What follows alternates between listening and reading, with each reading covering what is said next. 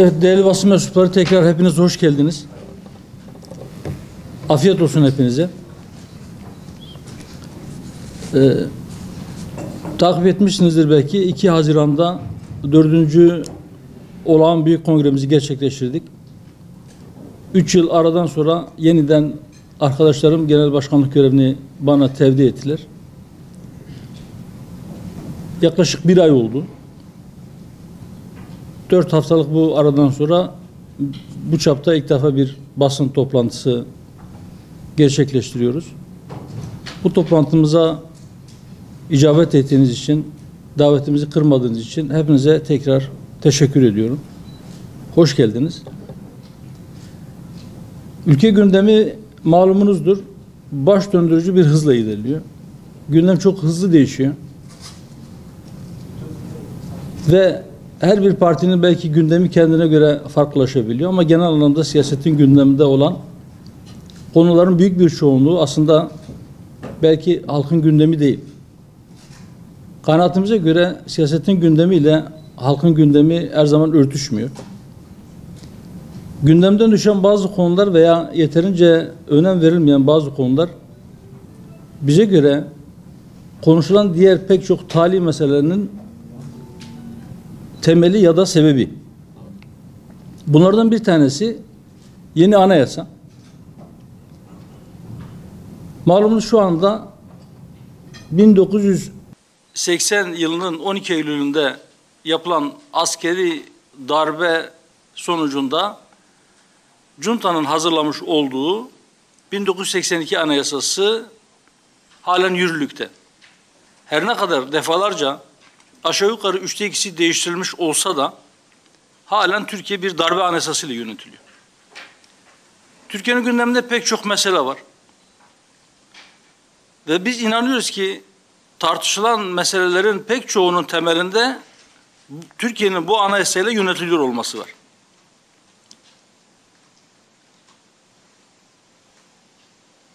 Bu anayasanın değiştirilmesi gerektiği konusunda neredeyse bütün siyasi partiler ittifak halinde. Herkes hemfikir. Hatta 2011 yılında yapılan seçimlerden sonra o dönem mecliste bulunan partilerin tamamı bu anayasanın değiştirilmesi gerektiği konusunda hemfikir oldukları için bir de Anayasa Uzlaşma Komisyonu kuruldu mecliste ve yeni bir anayasa yazımına da başlandı. 59 veya 60 madde üzerinde bir anlaşma da sağlandı fakat o değişiklikler gerçekleşmedi. Parti programımızda müstakil başlıklardan bir tanesi yeni anayasa ve millet iradesidir. Yani bugün değil, siyaset sahnesine çıktığımız günden beri mütemadiyen belirli aralıklarla yeri geldiğince sürekli gündeme getiriyoruz. Diyoruz ki Türkiye'nin acilen yeni, sivil ve adil bir anayasaya ihtiyacı var. Bugün de burada bu talebimizi, bu çağrımızı yineliyoruz.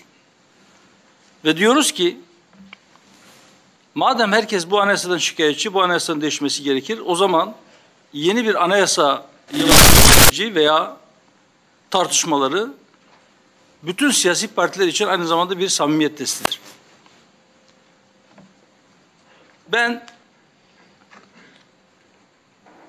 yeni sivil adil bir anayasa ismiyle bastırdığımız şu kısa broşürün veya kitapçığın içeriğini burada detaylı bir şekilde anlatmayacağım, girmeyeceğim bu konuya. Ama prensip olarak yeni anayasa ile ilgili söylediğim şeyi burada tekrar edip eğer bununla ilgili sorular varsa açmak isterseniz sorularınıza cevap veririz. Biz diyoruz ki yeni anayasa yapılacaksa eğer ve anayasalar eğer bir toplumsal mutabakat metinleri ise mutlaka bu metnin birlikte yazılması lazım. Yani herhangi bir partinin bir metin yazıp buyurun işte benim metnim gelin biz burada anlaşalım ya da uzlaşalım ya da nerelerini değiştireceğimizi konuşalım diye bir metin getirirse bu yöntemin doğru olduğunu biz düşünmüyoruz.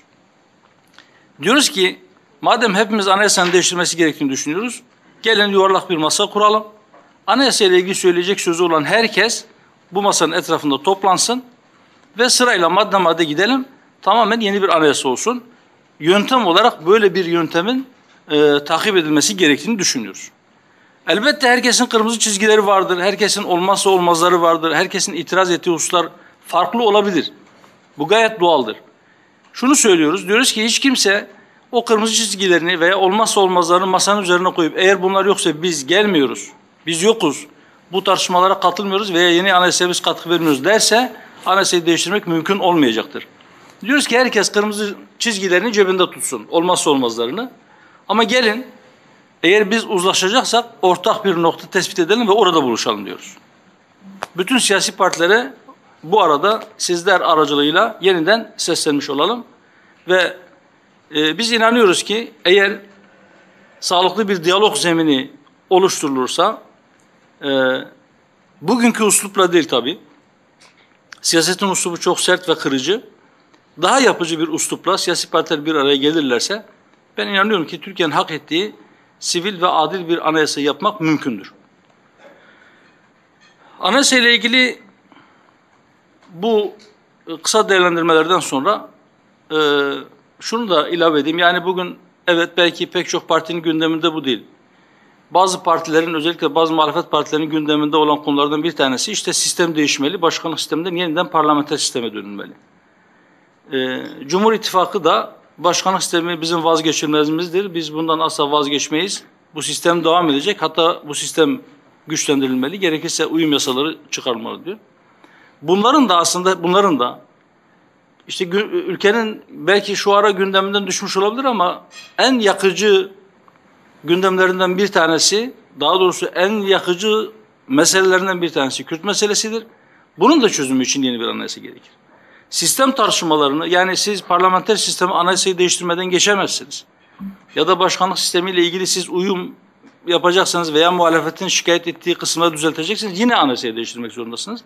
Yani bu başlık aslında çok geniş, belki diğer pek çok başlığı bunun altında toplayabiliriz. Eğer bu konuda ciddi, samimi bir adım atılırsa memleketin diğer sorunları da bir çözüm yoluna en azından o mecraya girmiş olacaktır. Şu anda yani son birkaç gündür kamuoyunu meşgul eden başlıklardan bir tanesi de çocuk istismarı ile ilgili görülen bir davada verilen tahliye kararları ve bunun üzerinden çocuk istismarının tartışılması malumunuzdur. Hem medyanın hem sosyal medyanın da toplumun gündemini birkaç gündür meşgul ediyor. Gerçekten bazı şeyler vardır ki iddiası bile insanın midesini bulandırıyor. Yani 6 yaşındaki, 9 yaşındaki çocuklara istismar yapılmış olması asla hiç kimsenin, ben insanım diyen hiç kimsenin kabul edebileceği bir şey değildir. Bu işin bir boyutu, o dosyada şu anda yürüyen bir yargılama var. Dosyanın içeriğindeki bütün delilleri görmeden zan altındaki kişilerin bu suçu işleyip işlemediği konusunda ben kesin bir yargıya varıp burada öyle bir cümle kurmak istemiyorum. Kurmayacağım da. Ama işin farklı birkaç noktasına ben dikkat çekmek istiyorum. Şu bahsettiğimiz somut olayda, son birkaç gündür tartışılan somut olayda parçalanmış bir aile var. Yani o çocukların anne ve babaları birbirinden ayrılmış, anne daha sonra başka bir evlilik yapmış ve parçalanmış bir ailenin çocukları aile içerisinde istismara uğradılar diye çocukların babaanneleri tarafından ileri sürülen bir iddia var. Bu iddia doğrudur değildir, adil bir yargılama sonucunda mutlaka bunun açığa çıkarılması gerekir ve bunun sorumluları kimse, en küçük bir sorumlu olan her kimse mutlaka alabileceği en ağır cezayı almalıdır.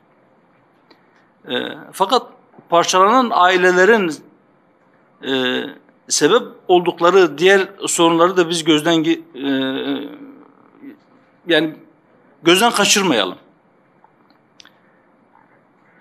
Şu son dönemde tartışılan konulardan bir tanesi işte Danıştay'a açılan iptal davasından dolayı bir İstanbul Sözleşmesi'ydi. İstanbul Sözleşmesi'nin kadınları koruduğu veya kadınları korumak için İstanbul Sözleşmesi gibi bir sözleşmeye ihtiyaç olduğu şeklinde çok yaygın bir kanaat var. Takip edenleriniz bilir. Biz İstanbul Sözleşmesi'nin yürürlükten kalkması, Türkiye'nin o sözleşmeden imzasını çekmesi için çok yoğun çabalar gösterdik. Ve bize göre İstanbul Sözleşmesi olmaması gereken bir sözleşmeydi. Çünkü biz İstanbul Sözleşmesi'nin kadınları koruduğuna inanmadık.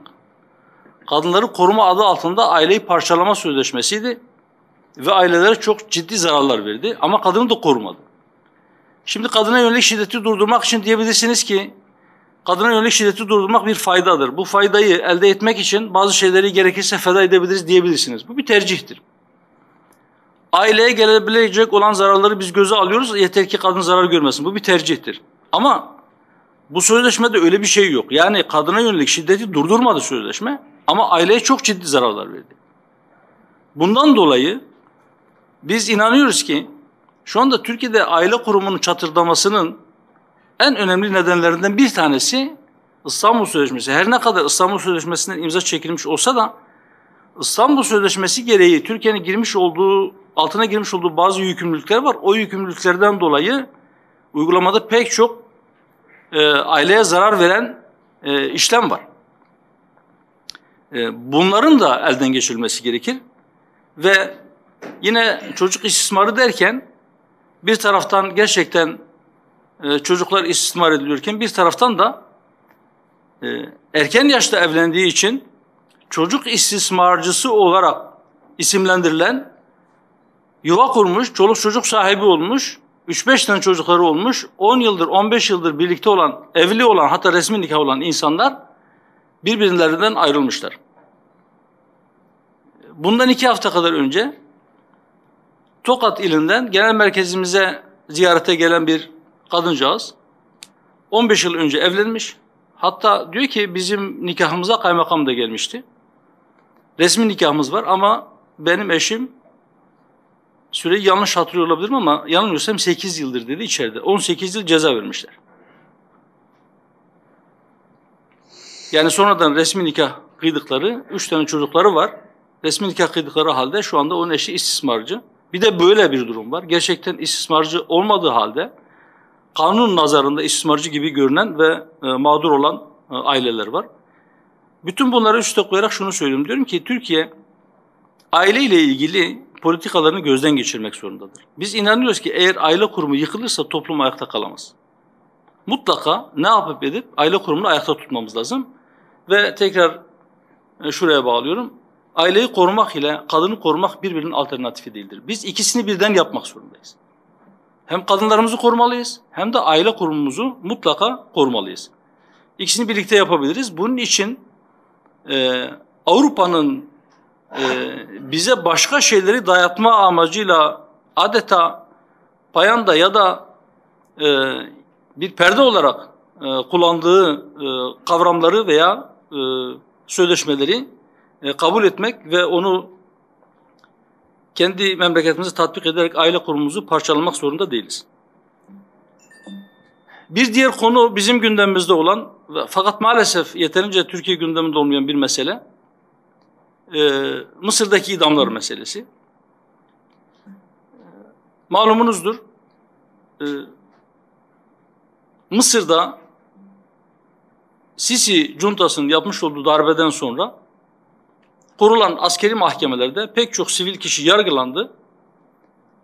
Haklarında idam kararı verildi.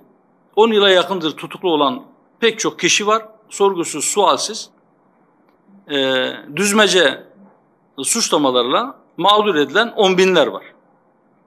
Bunlardan şu ana kadar 91 tanesi idam edildi. 91 kişi idam edildi ve geçtiğimiz günlerde Mısır Yargıtayı 12 kişinin daha, aralarında eski bakanların ve eski milletvekillerinin de bulunduğu 12 kişinin daha idam kararını onadı. Bunların her an infaz edilme ihtimalleri var. Bu 12 kişi de eğer yeterli uluslararası tepki oluşmazsa çok büyük bir ihtimalle idam edilecekler. Peki bunlar gerçekten yargılama sonucunda verilmiş mahkeme kararları mı? Bize göre değil. Bize göre bu idam kararları junta tarafından sipariş edilmiş ve üzerine hukuk kılıfı geçirilmiş siyasi cinayetlerdir. Siyasi cinayetlerini hukuk örtüsüyle örtüp canilikten veya o sıfattan kurtulmaya çalışıyorlar cuntacılar.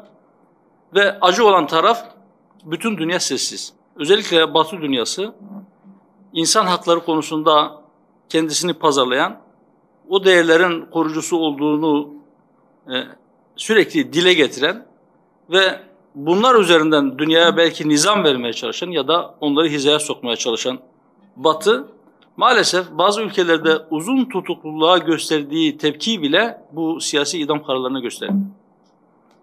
Bir insan uzun süre tutuklu kalırsa da bu bir insan hakkı ihlalidir. Bir insan adil bir şekilde yargılanmıyorsa bu bir insan hakkı ihlalidir. Ama neticede bu ihlaller bir gün gelir, belki bunun yanlışlığı anlaşılır ve bunlar geri döndürülebilir. Nihayetinde duyuyoruz.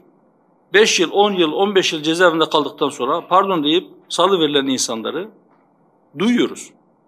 Peki bu insanların o haksız yere hapislerde geçirdikleri süreyi, zamanı, gençliklerini onlara geri verebilir misiniz? Hayır. Onlara vereceğiniz hiçbir tazminat onun yerini tutamaz.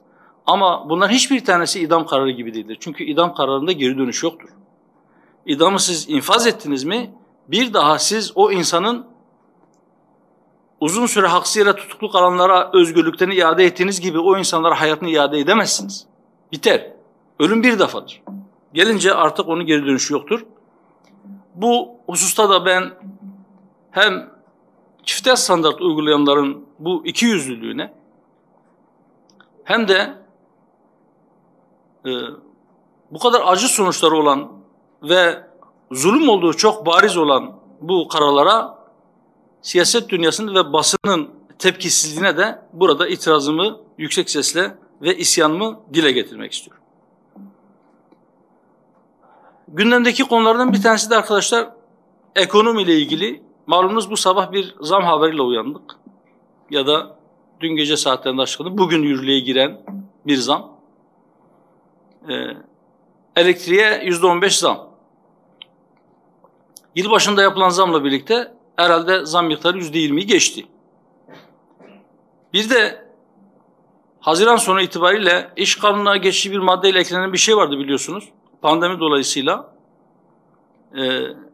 kısa çalışma ödeneği, tek taraflı ücretsiz izin ve fesih yasağı, bunların hepsi normalleşme süreciyle birlikte kalktı. Birkaç gün sonra Haziran ayı enflasyon rakamları açıklanacak. Bu enflasyon rakamlarına göre emeklilerin maaşlarına ve memur maaşlarına zamlar belirlenecek. Fakat belki o birkaç gün sonra kaşıkla verilecek olan zamlar şimdiden nereye gideceği belli oldu. Yani yapılan bu enerji zamları sadece elektriğe zam olarak kalmayacak. Çünkü önemli bir girdidir. Ürettiğiniz her şeyde veya ürettiğiniz şeyi naklettiğinizde mutlaka enerjiye ihtiyaç duyarsınız. Enerji fiyatları bütün emtia fiyatlarını, bütün tüketim mallarının fiyatlarını da etkileyecektir ve enflasyonu artıracaktır. Hükümetin tek haneli rakamlara indirme sözü vardı ve öyle bir beklentisi vardı, öyle bir beklenti oluşturuluyordu. Bu zamlardan sonra bu hedeflerin tutması da bize göre mümkün olmayacaktır. İşten çıkarma yasağının sona ermesi nedeniyle ücretsiz izin seçeneği de yine ortadan kalktığına göre işçilerin önemli bir kısmının ve işçi temsilcilerinin, sendikaların şöyle bir korkusu var. Çok büyük sayılarda yeni işsizlerle karşı karşıya kalabiliriz. Pek çok kişi işini kaybedebilir. O insanlar işini kaybetse de kaybetmese de neticede ortada bir gerçek var ki bu salgın hastalık nedeniyle hem işçiler hem esnaf zor durumda. Sadece salgın dönemlerinde değil. Bizim düşüncemize göre, bizim ekonomi anlayışımıza göre, bizim insanlık anlayışımıza göre, bizim siyaset ve devlet anlayışımıza göre herhangi bir yerde insanca yaşamak için, hayatını devam ettirebilmek için yeterli gelire sahip olamayan insanlar kendi hallerine bırakılmamalıdır. Bunların bazısı çalışamayacak durumdadır. Bazısı çalışmak istediği halde iş bulamamaktadır. Bazısı hayat şartlarından dolayı bulduğu işten elde ettiği gelirle geçimini sağlayamamaktadır. Mutlak surette bu insanlara devletin destek olması lazım. Bir nimet külfet dengesinin gözetilmesi lazım. Birkaç gün önce yapmış olduğumuz açıklamada da dile getirdik. Şu kriz döneminde bile bankalar karlarını ciddi oranlarda arttırdılar. Yerli bankalar %33, Türkiye'de çalışan yabancı bankalar %48 oranında karlarını arttırdılar. Sermaye kesimi dünyanın her tarafında ekonomik kriz içerisindeyken normal dönemlere göre daha fazla servetlerini arttırdılar. Bir şeylerin yanlış gittiğinin çok bariz bir göstergesidir bu.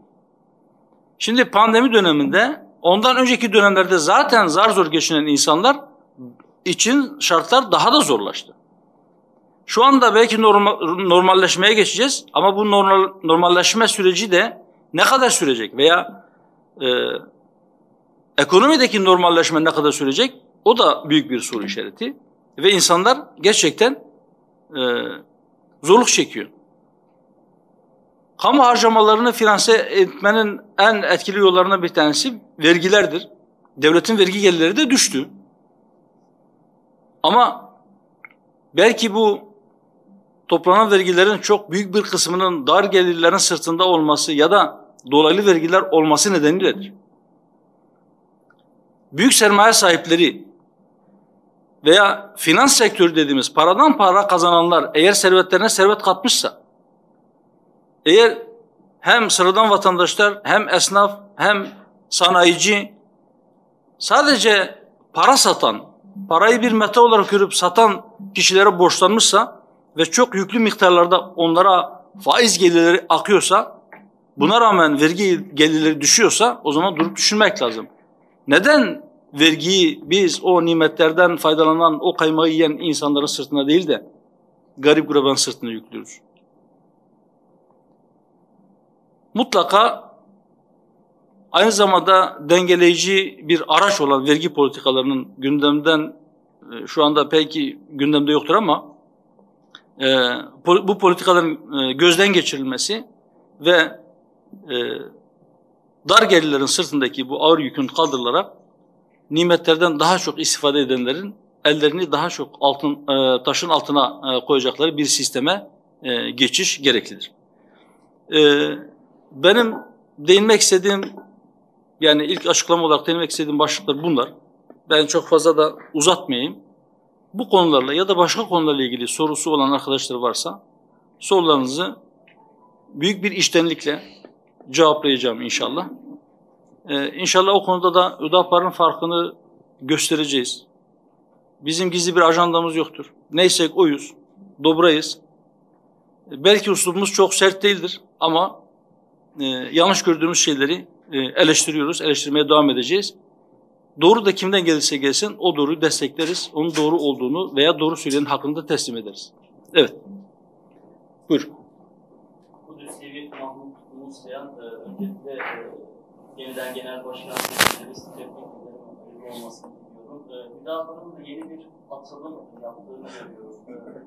Sosyal medya üzerinde olsun, bilim başkanlıklarının kurulması olsun, çeşitli partilerle temas kurulması düzeyinde olsun, Hüdapar'ın da bir taze bir kana ulaştığını görüyoruz. Hüdapar bir bölgeyi temsil ediyor. Yani Türkiye sosyolojisinde de bu böyle yansıyor. Hüdapar Türkiye'nin partisi olacak mı? Müsaadenizle ben joker kullanmak istiyorum. Birkaç soru peş peşe. Ayrıca Kürt meselesine değindiniz. Takip ettiğimiz kadarıyla anayasanın da bu çerçevede değişikliğe bir ihtiyaç duyduğunu ifade ettiniz. Hüdapar, Kürt meselesinde iktidara ne gibi bir strateji, ne gibi bir yol haritası sunuyor? Ayrıca Mısır'daki idamlara Mehmet Bey'in de geçen gün açıklaması olmuştu. Sayın Erdoğan'ın bu konuda gerekli tepkiyi göstermediğine dair. Hüdapar'ın reçetesi nedir? Yani sadece uluslararası kamuoyunda bir tepkinin oluşturulması mı? Son soruda anayasa. Biraz önce kırmızı çizgilerin ceplerimize koyulması gerektiğini ifade ettiniz. İlk 4 maddenin tartışılmasından yana mısınız? Teşekkür ederim. Ben teşekkür ediyorum. Soru sayısı fazla olduğu için biraz kısa geçmeye gayret edeceğim. Hüdapar Türkiye Partisi olacak mı? Bence gelecek zaman kipiyle konuşmaya gerek yok. Biz bütün Türkiye'ye hitap ediyoruz. 7 coğrafi bölgede bizim teşkilatlanmalarımız var ve biz memleketin bütün meseleleriyle ilgiliyiz. Ama belki bizim mensuplarımızın önemli bir kısmının Kürt olmasından dolayı ya da daha çok Kürtlerden oy aldığımız için böyle bir bölge partisi algısı oluşmuş olabilir. Bu bizim tercih ettiğimiz bir şey değil. Biz hatta Türkiye dışında da nerede bir insan varsa, orada nerede bir insani sorun varsa biz onunla ilgiliyiz ve onun çözümü için kendi çözüm önerilerimiz, kendi reçetelerimiz var. Bunları da kamuoyuyla paylaşıyoruz. Kürt meselesiyle ilgili nasıl bir yol haritası? Kısaca şöyle söyleyeyim. Malumunuz daha önce adına çözüm süreci dedikleri bir süreç yürüyordu. O süreçte biz defalarca mutlaka bu sorunun, bu meselenin çözüme kavuşturulması gerektiğini ama takip edilen yol ve yöntemin yanlış olduğunu söyledik. Neydi o yanlışlar? En başında şu geliyordu. Şimdi Kürtlerin atalarıyla Türklerin ataları farklı cephelerde birlikte vuruştular. Yan yana şehit düştüler. Çanakkale'den Yemen'e, Kafkas cephesinden başka taraflara kadar.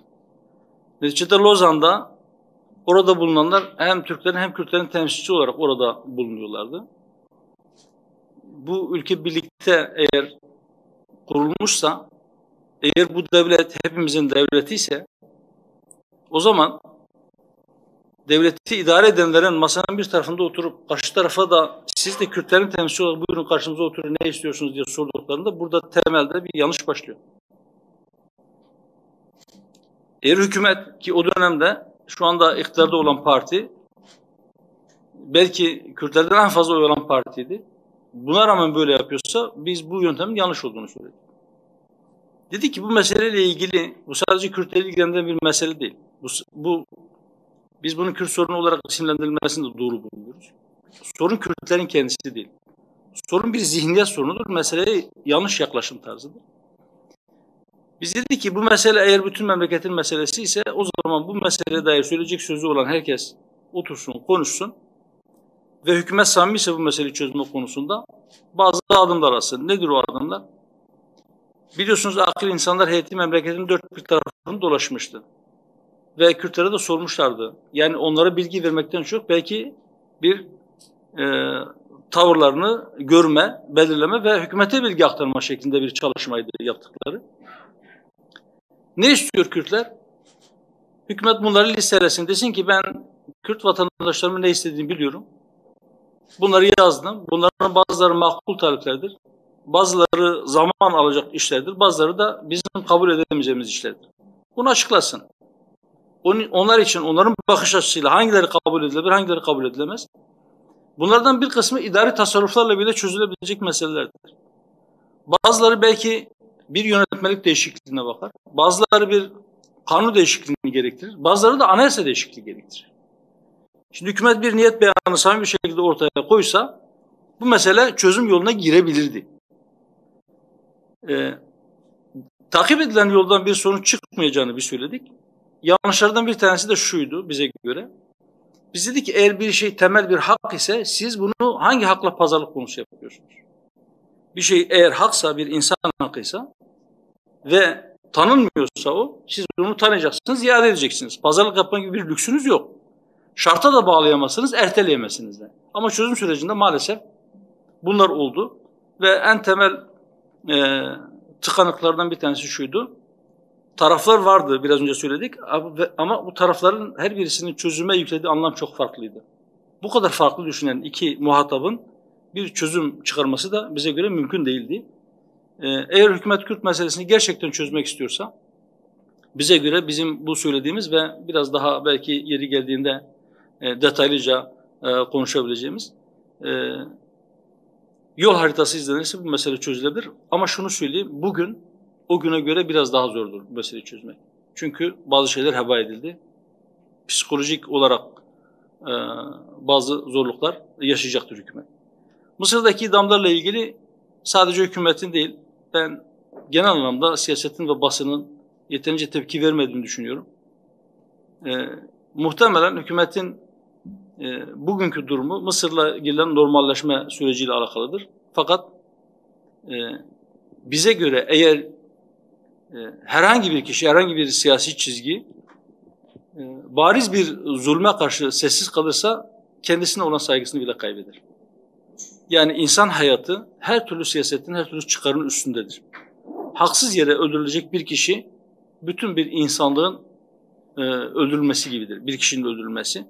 Dolayısıyla mutlaka biz evet burada elbette benim göstereceğim tepkiyle Sayın Cumhurbaşkanı'nın göstereceği tepki bir olmaz. Yani etki itibariyle. Biz diyoruz ki bütün insan hayatına saygısı olan bütün ülkelerin yöneticileri mutlaka tepki göstermelidir. Eğer toplu bir tepki olursa bu etki doğuracaktır. Türkiye'de hatırlayalım bazı tutukluluklar veya bazı kişilerle ilgili yapılan soruşturmalar bile dışarıdan bir baskı geldiğinde veya bu bütün ülkeler için böyledir.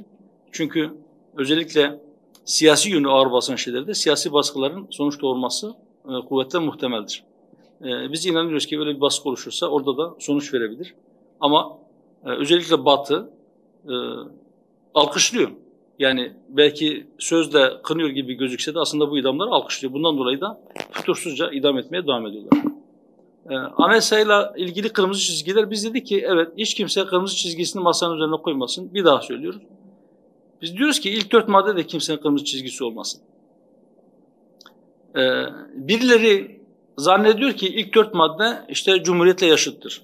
Arkadaşlar öyle bir şey yok. Bakın 1920'de meclis açıldı Ankara'da. Açılan mecliste 1921 yılında bir anayasa yapıldı. 1921 anayasasında bakın ilk 4 maddesinde böyle bir şey var mı? Bugünkü ilk 4 madde. Yok. Daha sonra 1923'te Cumhuriyet ilan edildi.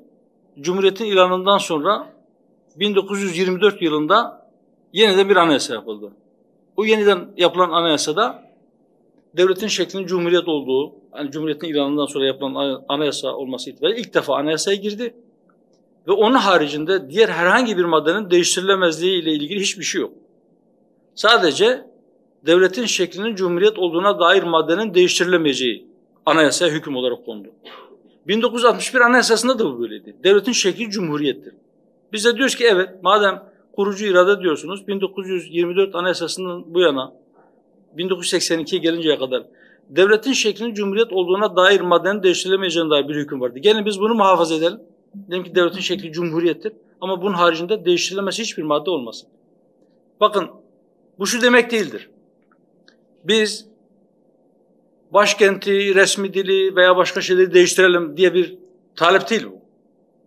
Ama diyoruz ki oraya başkenti her ne yazacaksanız, yine Ankara'da yazacaksanız, başka bir şey de yazacaksanız bu maddeler değiştirilemez diye bir hüküm koymayın. Neden? Çünkü sizin yazacağınız anayasa bir beşeri metindir. İnsan sözü eskir. Bu ilahi kelam değil ki.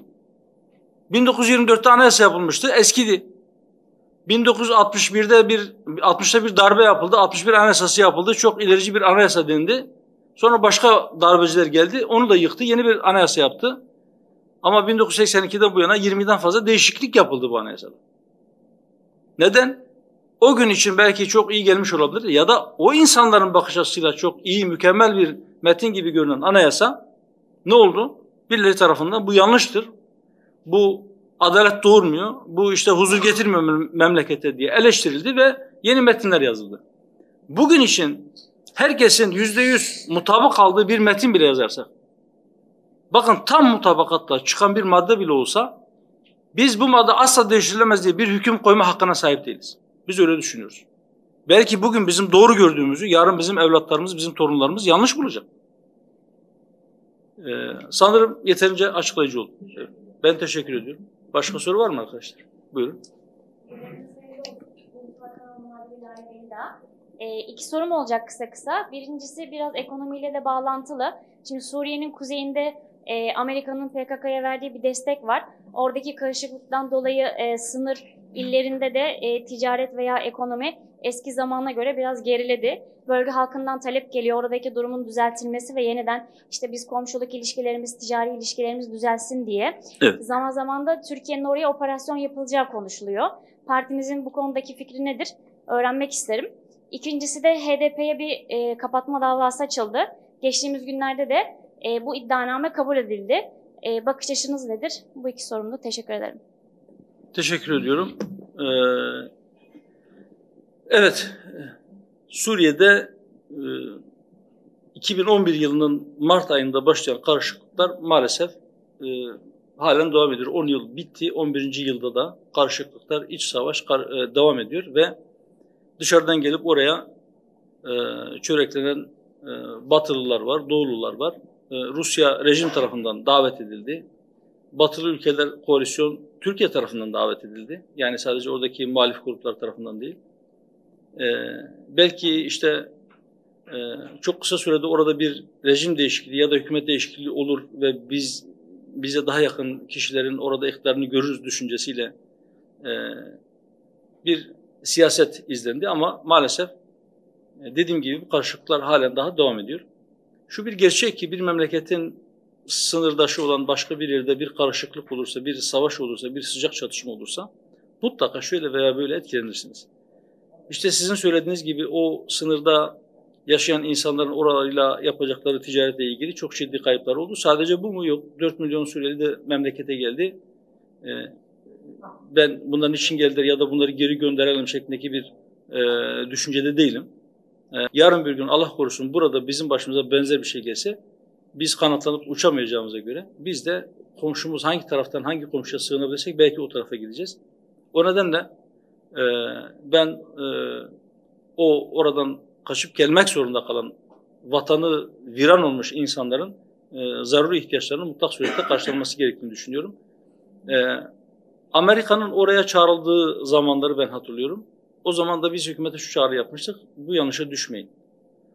Amerika oraya gelirse Amerika sizin faydanıza bir şey yapmaz. Amerika Suriye halkının faydasına da bir şey yapmaz. Amerika'nın bir tane dostu vardır. Filistin'i işgal eden Siyonist işgal rejimidir. Başka bir dostu yoktur. Belki bir de tarihi bağları itibariyle İngilizler onların dostudur. Bunların haricinde diğer Batı dünyası da Amerika'nın dostu değildir. Amerika sadece kendi çıkarlarını düşünür. Oraya geldiğinde de orayı karıştırmak ve kendi siyasi çıkarlarını garanti altına almak. Ayrıca bir de Siyonist işgal rejiminin güvenliğini temin etmek için gelir. Başka bir şey için gelmez. Evet, bunları yapmak için yani kendi çıkarlarını temin etmek için ya da Siyonist rejimin güvenliğini temin etmek için ne gerekiyorsa Amerika onu yapar. Amerika onu yapıyor. Bundan sonra da yapmaya devam edecektir. Ve biz Türkiye'ye şu çağrıları yapıyoruz. Diyoruz ki Amerika sizin dostunuz değildir, sizin stratejik ortağınız da değildir. Hiçbir zaman da olmayacaktır. Siz eğer onun şerrinden muhafaza etmek için kendinizi bazı adımlar atıyorsanız ondan da asla emin olmayın. Çünkü zaten elinden geleni ardına koymayacaktır. Size ne zamana kadar destek verir?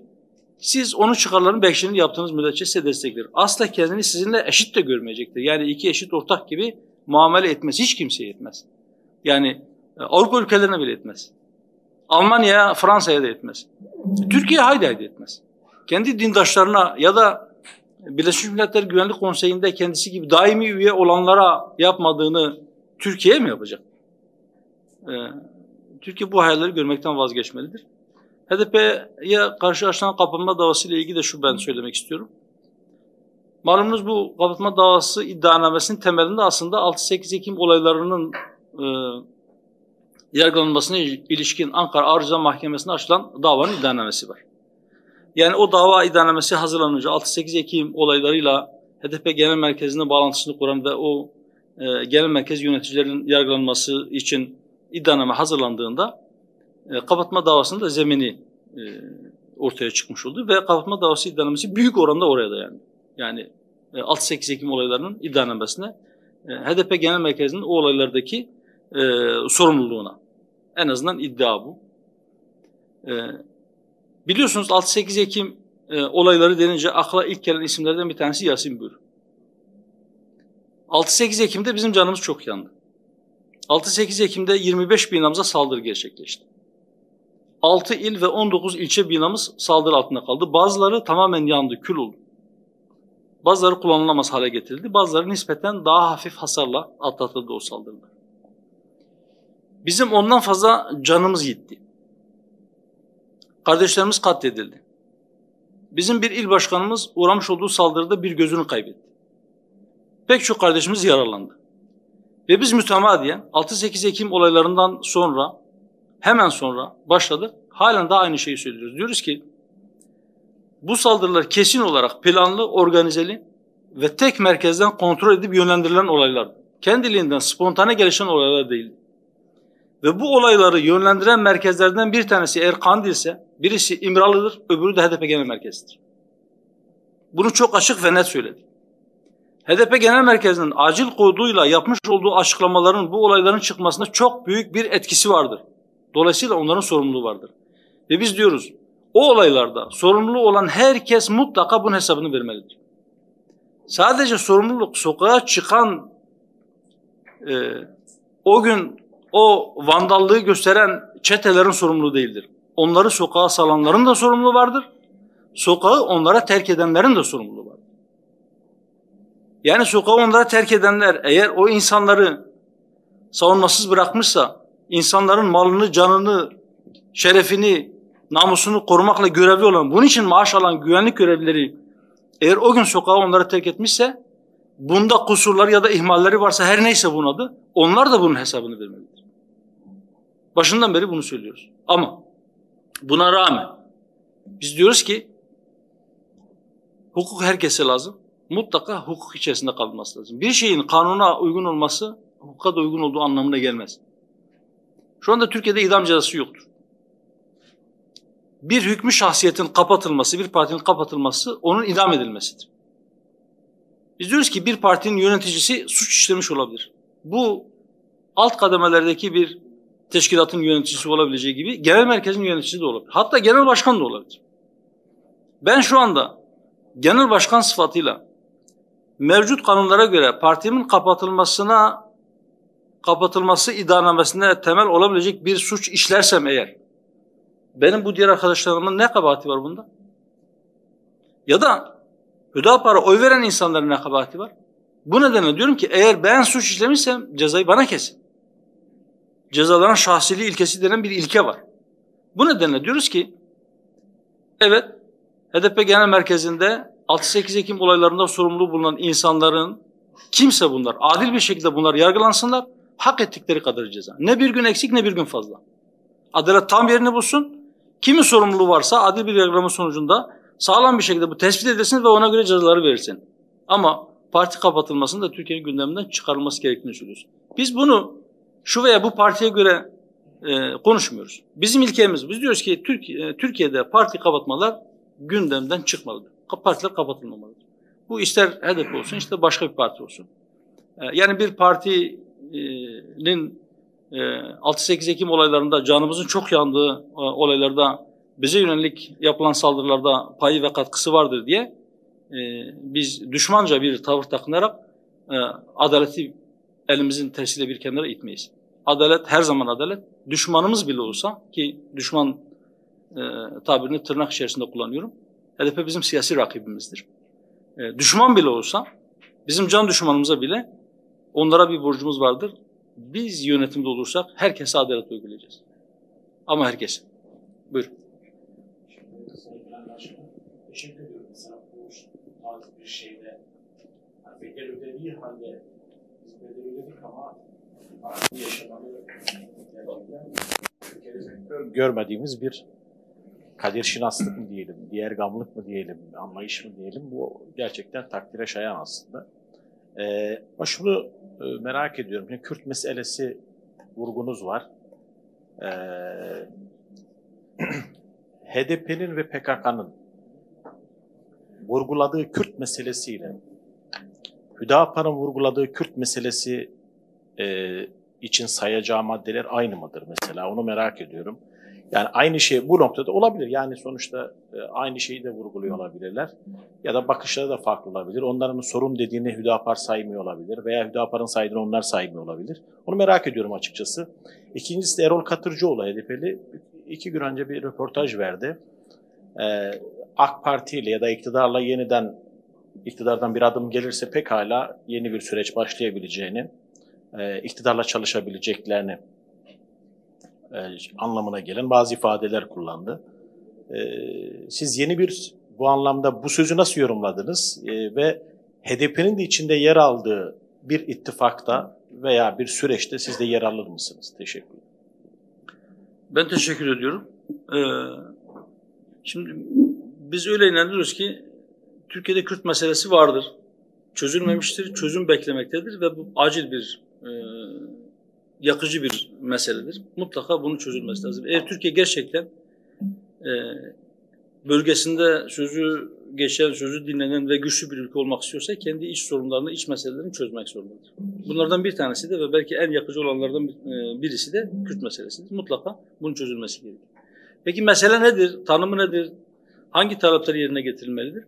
Biraz önce söyledim. Aslında talepler ortadadır. Şimdi bu taleplerin hangisinin meşru olduğu, hangisinin olmadığı, hangisinin haklı olduğu, hangisinin haksız olduğu, hangisinin uçuk olduğu oturup tartışılabilir. Kişiden kişiye değişebilir bu. Ama biz bu meselelerimizi diyalog yoluyla çözmek zorundayız. Bir kere en başta ayrıştığımız konu bu. İç meselelerimizi biz güce başvurarak, silaha başvurarak veya savaş çıkararak çözemeyiz. Bunlar sorunları büyütür. Elbette bazı taleplerle ilgili olarak, yani halkın bazı taleplerini dillendirme konusunda HDP ile belki motomot aynı cümleleri de kurabiliriz. Bunda ben herhangi bir şey de görmüyorum.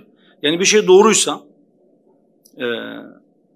onu kimin dile getirdiğine bakmaksızın o doğrunun doğru olduğunu, hakkını teslim etmek lazım.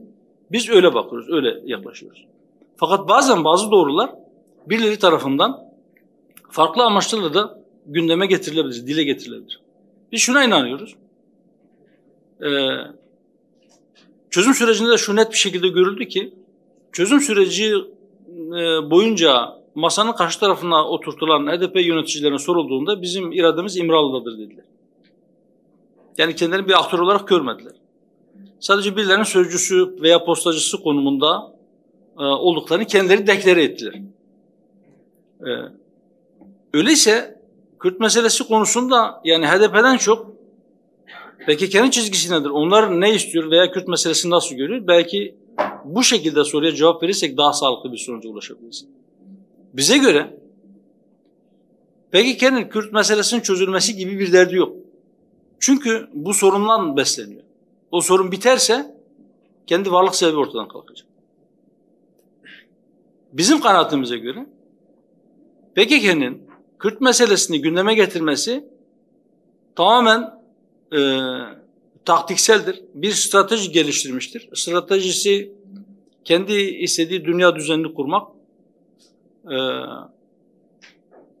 işte sosyalist sistemlerin, daha doğrusu komünizmin gerçekleşmemesi, sosyalist sistemlerin kapitalizme doğru kayması döneminde 90'lı yıllarda bizzat PKK'nın lideri olan kişinin şöyle bir cümlesini ben hatırlıyorum. Diyor ki sosyalizm ölmedi. Mükemmel bir sistemdir. Yanlış uygulayıcıların elinde, yanlış uygulamalar sonucunda bu hale düştü. Ben bütün dünyaya ispat edeceğim.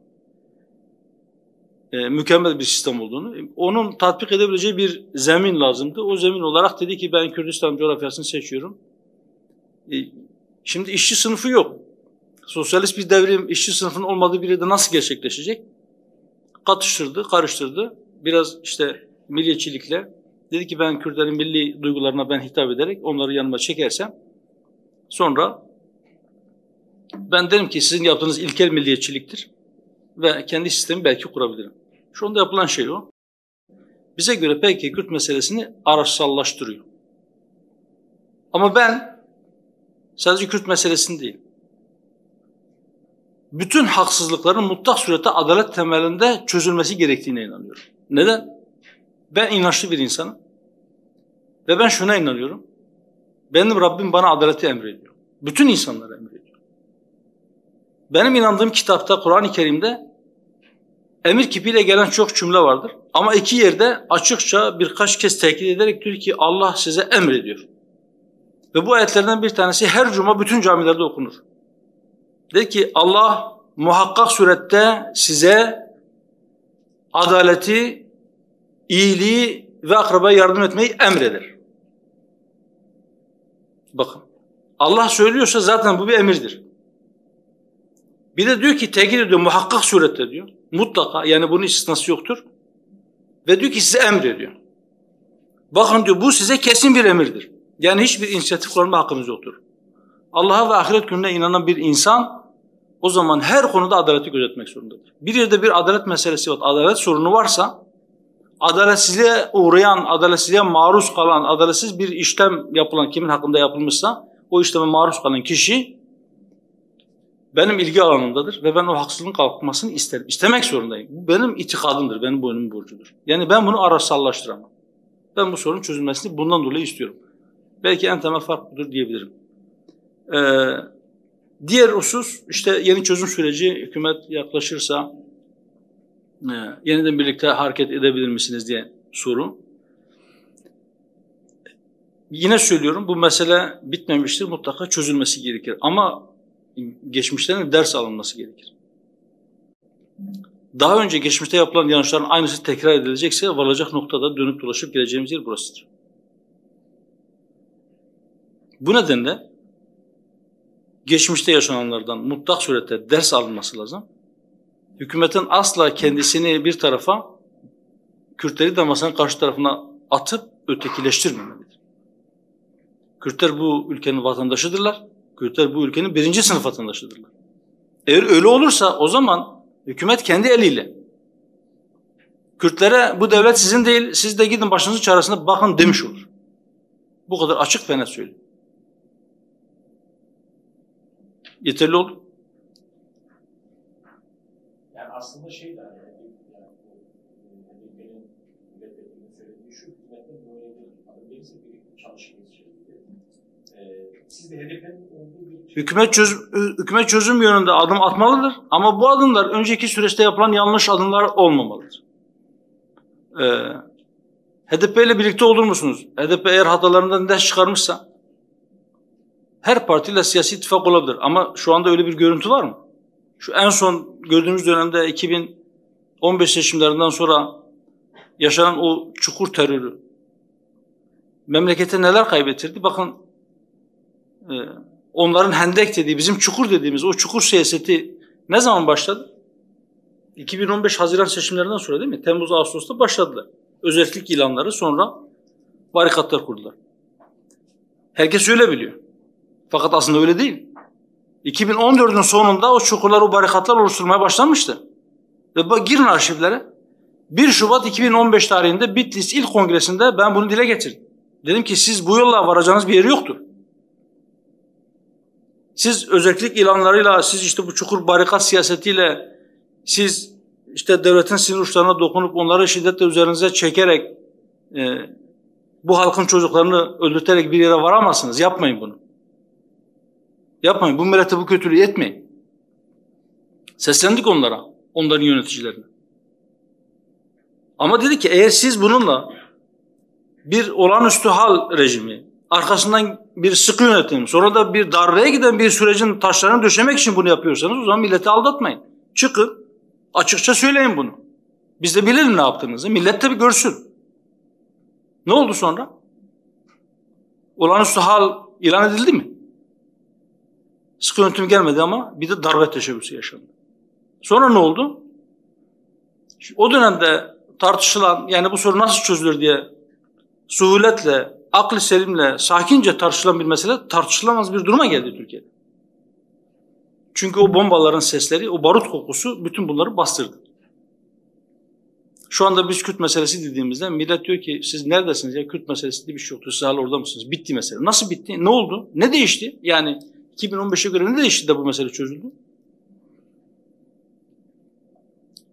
Sadece TRT Kürdi o dönemdeki TRT Şeş'in açılmış olması yetti mi? Cezaevinde kendi çocuğuyla Kürtçe konuşamayanlara bu imkan sağlandı diye bitti mi? Mesele bundan mı ibaret yani? Değil. Mesele çözülmeli ama dediğim gibi yanlış yöntemlerle doğru bir sonuca varmak mümkün değil. Eğri bir cetvelle düz bir çizgi çizilmez. Beraber olur musunuz sorusuna da şöyle söyleyeyim. Hala elinden bu kadar insanın kanı damlayan insanlarla biz el sıkışamayız. Ama eğer ellerini yıkarlarsa, pişmanlıklarını dile getirirlerse, bizim kanaatimize göre benzetmemi belki yanlış taraflara çekecekler ama biz kimseyi şeytanlaştırmıyoruz. Bizim inancımıza göre şeytan kıyamete kadar tövbe etmeyecektir ama insanlar için tövbe kapısı açıktır. Hatalarından dönmek herkes için mümkündür. Hatalarından dönerlerse o zaman belki konuşabiliriz. Bugün için değil ama. Ben teşekkür ederim. Buyur. Sayın Genel Başkan, Independent Gazetesi'nden Abdülhakim günaydın. Benim 2 sorum olacak. Birincisi, Kürtlerin yaşadığı Türkiye, Irak, İran, Suriye 4 devlete de insan hak ve hürriyetlerine yönelik ihlaller olduğu bilinen bir gerçek. Uluslararası kurumlar sürekli bir şekilde bu 4 ülkeyi de insan hakları ihlalleri konusunda uyarıyor. Bu ülkelerdeki ihlaller ağırlıklı olarak neden kaynaklanıyor? Bu ilki. İkincisi de 2 gün önce Şeyh Said Efendi'nin 96. yıl dönümüydü. Kürtlerin dindarından dinsizine, liberalinden solcusuna, yani büyük ekseriyeti Şeyh Said Efendi'ye saygı duyuyor. Hatta belki büyük bir bölümü kahraman olarak görüyor. Takip ettiğim, bildiğim kadarıyla Hüddapar camiası da onu bir manevi önder, manevi bir rehber olarak görüyor. Ama ne var ki yani 96 yıldır bir mezarı bile yok. Hem insani hem vicdani hem de İslami olarak bunu bir zulüm olarak niteleyen birçok kesim var. Bu konuda ne düşünüyorsunuz? Devamı olarak da şunu ekleyeyim. Takip ettiğim kadarıyla Sayın Erdoğan'la 2-3 belki de daha fazla bir araya geldiniz. Bir dahaki bir ay gelişinizde bu konuyu gündeme getirmeyi düşünüyor musunuz? Teşekkür ederim. Evet, teşekkür ediyorum. Sizin sorunuza ben şu anda kendi kuracağım cümleleri değil, parti programımızdan bir cümle veya bir iki cümle okuyarak cevap vermek istiyorum. Başta Şeyh Said olmak üzere, Kürtlerin büyük bir saygıyla andıkları Kürt alimlerine zulmedildiği resmen kabul edilmeli. Yakınlarından ve bütün halktan özür dilenmelidir. Said Nursi, Şeyh Said ve Seyyid Rıza gibi şahsiyetlerin mezar yerleri açıklanmalı. İstiklal mahkemeleriyle ilgili arşivler derhal açılmalıdır. Biz bu cümleyi 2011 yılında programımıza yazdık. 2012 yılında kuruluş dilekçesi ekinde şu programı ilgili makamlara teslim ettik. Ve bizim sizin sorduğunuz soruya cevabımız, kurumsal cevabımız budur. Şahsi cevabım da bundan farklı değildir. Diğer sorularınıza gelecek olursak, evet, dünyanın pek çok yerinde pek çok hak ihlalleri yaşanmaktadır. Sizin dediğiniz coğrafyada da, yani hem İran Kürdistan'da, hem Irak Kürdistan'da, hem Suriye Kürdistan'da, hem Türkiye Kürdistan'da bu Kürtlerin yoğun olarak yaşadığı bölgelerde ihlaller tarih boyunca yaşanmıştır. Şu anda da yaşanılabilir, ileride de yaşanabilir. Sadece buralara has bir şey değil. Dünyanın her tarafında insan hakları ihlalleri oluyor. Çünkü çok sefer gücü eline geçiren insanlar o gücün sınırlandırılmasını istemiyorlar. Ama benim kanaatime göre belki her ayrı bir ülkenin idari sınırları içerisindeki kısımlarla ilgili sorunları belki farklı farklı masaya yatırırız ama temel anlamda en temel sebeplerden bir tanesi ulus devlet anlayışıdır. Yani eğer bir yerde bir ulus devlet anlayışı varsa, işte Suriye Arap Cumhuriyeti ise, Türkiye'de sadece Türklerinse, o zaman diğerlerine haksızlık yapmayı sistemi kuranlar kendilerinde bir hak olarak ve çok doğal bir şey olarak görebilirler. Ya da işte bir zihniyet ki işte Türksen övün, değilsen itaat et. Yani bu zihniyet, bu çarpık zihniyet maalesef devletlerin işleyişine hakim olduğunda özellikle etnik nedenlerden dolayı bazı haksızlıklar yaşanabiliyor. Bunların en başında ben bunu görüyorum. Bizim bakışımıza, bizim anlayışımıza göre eğer insanları etnik kimliklerine göre ya da işte mezhep kimliklerine göre ya da işte hatta inanç kimliklerine göre siz ayrıştırıp, ötekileştirip her birisine farklı farklı hukuk uygulayabileceğinizi düşünürseniz o zaman zihniyette bir sakatlık vardır. Herkes hangi dili konuşuyor olursa olsun, hangi dine inanıyor olursa olsun hukuk karşısında herkes eşittir. Herkese mutlak surette adaletle davranmak gerekir. Bir de bu bahsettiğiniz ülkelerin tamamı İslam ülkesi. İslam'ın en temel prensiplerinden bir tanesi şudur. İslam peygamberinin tavsiyesi şudur. Diyor ki, nefsin için istediğini kardeşinin için de isteyeceksin. Sana yapılmasını istemediğin şeyi kardeşine de yapmayacaksın. Öyle değil mi? Şimdi eğer biz gerçekten kendi inancımızı, kendi medeniyetimizi, kendi kültürümüzü tatbik edebilsek bu topraklarda bizim kardeşliğimiz bozulmaz. Ne zaman ki biz o ölçüleri kaldırdık, başka ölçülere sarıldık, başka ölçüleri getirdik, onları kendimize ölçü yaptık. Biz o zaman terazimizin dengesini bozduk. Terazinin dengesi bozulursa insanlar bazen diğerlerini kendi hizmetkarı gibi, hatta daha da firavunlaşanlar diğerlerini kendi kulları gibi görmeye başlarlar. Ama biz diyoruz ki bütün insanlar Allah'ın kulu. Herkes. Ve bir tarağın dişleri gibi eşittir. Olması gereken şey budur. Kimse kimseye ilahlık taslamasın, kimse de kimseye secde etmesin. Kardeşle beraber yaşayabiliriz. Bu ölçüyü tutturabilirsek sorunlarımızı aşabiliriz. Sorunlar aşılmalı ama sorunlar aşılırken de yani bizim aramıza giren zehirden dolayı kardeşliğimiz bozulmuşsa bu zehrin çaresi daha fazla zehir değildir. Teşekkür ederim.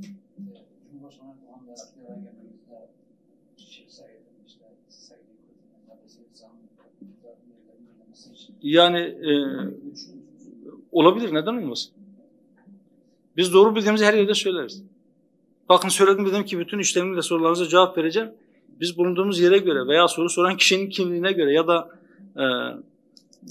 nasıl diyeyim bulunduğumuz yere göre kendi ilkelerimizi değiştiren bir parti değiliz. Neysek biz oyuz. Yani biz ya hakkı söyleriz ya da susarız. Ama inşallah biz bile bile yanlış şey söylemeyiz. Bile bile biz haktan ayrılmayız. Eğer bazen yanlış bilgilendirilmişsek, yanlış düşünmüşsek, yanlış değerlendirmişsek beşeriz. Beşer şaşar. Ama inşallah biz asla bilerek haktan sapmayacağız. Rabbim haktan, hakikatten, doğruluktan, adaletten ayırmasın. Buyur.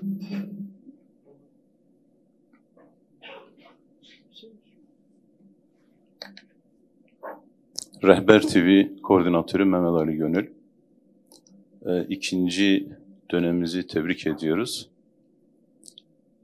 Partiniz tarafından son bir yıl içerisinde takip ettiğimiz kadarıyla yeni kurulan partiler, gerek onlar olsun ve diğer partiler, siyasi partiler sıklıkla ziyaret edildi ve bir trafik yaşandı bu konuda, ziyaret trafiği. Bu trafik kendisiyle beraber bazı söylemleri de beraberinde getirdi. Acaba bir ittifak gibi gündem veya düşünce veya girişim var mı diye. Ne dersiniz bu konuda Sayın Başkan? Teşekkür ediyorum. Söze başlarken bizim anayasa, yeni sivil ve adil bir anayasa diye bir talebimizin olduğunu ve uzun süredir bunu dillendirdiğimizi belirttim. Yakın geçmişte biz hem basın kuruluşlarını hem siyasi partileri ziyaret ettik. Yeni bir anayasanın ihtiyaç olduğu konusunda düşüncelerimizi kendilerine ilettik. Bu anlamda fikir alışverişinde bulunduk. En son sanırım 12 Haziran günüydü. Sayın Davutoğlu'nu Gelecek Partisi'nin genel merkezinde ziyaret etmiştim. Oradaki ziyaretin iki temel sebebi vardı. Birisi yeni anayasaya ilişkin görüş ve önerilerimizi kendilerine iletmek. Bir diğeri de daha önce kendileri bizim genel merkezimizi ziyaret etmişlerdi. Kendi önerileri vardı. Sistem değişikliğiyle ilgili. Güçlendirilmiş parlamenter sistem önerileri var biliyorsunuz. Bizim genel merkezimizi ziyaret ettiklerinde kongreden önce o zamanki genel başkanımıza yaptıkları çalışmaları takdim etmişlerdi. Buna ilişkin de bizim o dönemki genel başkanımız İshak Sağlam kardeşim bunu inceleyip kendilerine bir dönüş yapacağımızı söylemişti. Önerilerini inceledik, görüşümüzü yaptık. Onunla ilgili hem görüşlerimizi aktardık hem de yeni anayasayla ilgili düşüncelerimizi kendileriyle paylaştık. Bizim kanaatimize göre siyasi partiler arasındaki diyalog kanalları açık olmalıdır. Bazı konularda farklı düşünebilir siyasi partiler ki bu doğaldır. Eğer her konuda aynı düşünürlerse o zaman zaten aynı çatı altında siyaset yapmaları gerekir. Hatta aynı parti içerisinde de kişiler farklı düşünür olabilir. Bu da tabiidir, olması gereken bir şeydir. Eğer herkes basma kalıp aynı şeyi düşünüyorsa o partide fikri olarak herhangi bir şekilde ilerleme ya da memleket meselelerini sağlıklı tartışma imkanı da belki olmayacaktır. Bu anlamda ben bu görüşmelerin faydalı olduğunu düşünüyorum. Mutlaka görüşme olduğunda fikir alışverişlerinde her iki tarafta kendi bakışını biraz daha müstakim hale getirir veya kendi fikrini biraz daha olgunlaştırır. Böyle bir etkisi olur. Ama şunu söyleyeyim, şu ana kadar biz hem farklı siyasi partilerle görüştük hem de Sayın Cumhurbaşkanı da görüştük. Ama bunların hiçbir tanesinde gündem maddesi ittifaklar değildi. Bunu bütün açıklığıyla söylüyorum. Şu anda eğer seçime daha çok uzun bir zaman var, evet, çok yoğun bir şekilde o hangi ittifakın içerisinde kim olacak veya biz kimi alalım ya da kimi alırsak biz zarar ederiz ya da bu zararı biz nasıl telafi ederiz diye yoğun bir hesap içerisindedirler. Biz o hesaplara girmiyoruz. Yani şimdilik girmiyoruz o hesaplara. Ama ileride seçim yaklaştığında bu sistemde belki siyasi ittifaklar biraz da dayatılıyor. Yani çok yüksek bir seçim barajı var biliyorsunuz. Seçim kanunu da bu ara gündemde. Hükümetin hazırladığı bir taslak var. Bunu ortayla da paylaşmış. Seçim barajını biraz düşürmeyi düşünüyor ama buna rağmen yani yine bize göre seçim barajı temsilde adaletin önünde ciddi bir engeldir.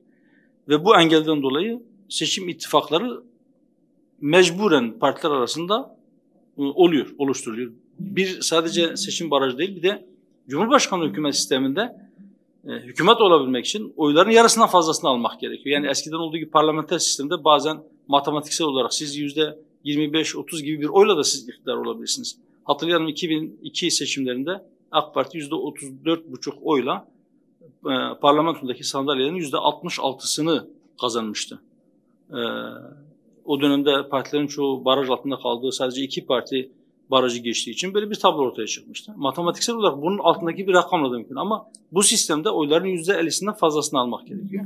Bu da sadece küçük partileri değil, yani sadece baraj sorunu olan partileri değil. En büyük partiyi de bazı ittifaklar kurmaya zorluyor, itekliyor. İttifaklar konuşulacaktır. Bize göre ittifaklar ilkeler çerçevesinde konuşulmalıdır.